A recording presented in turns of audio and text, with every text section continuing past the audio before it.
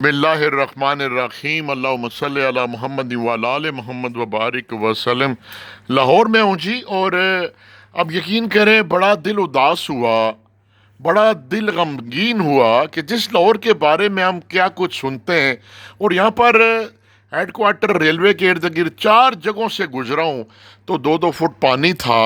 और यहाँ पर बताया गया ये गया है कि आगे आप अगर कैंट में जाएं तो जो बुरा हशर है, यकीन करें, बड़ा अफसोस होता है पानी में गाड़ियों को, घरों को डूबते देखकर। यहाँ पर इतने लग्जरी घर बाहर बने देखे, लेकिन बाहर पानी खड़ा, बेचारे लोग पैदल चलने से भी आवाज़ार हैं।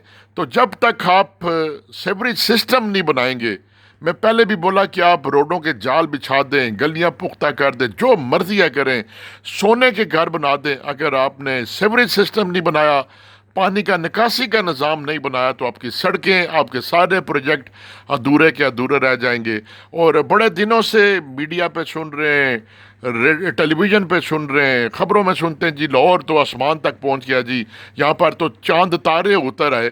लेकिन ये 10-15 मिनट की बारिश ने जो रंग दिखाया, खुदा से पनाह मांगते हैं, अल्लाह ताला से पनाह मांगते हैं, खुदा ताला करम फरमाए। वस्सलाम।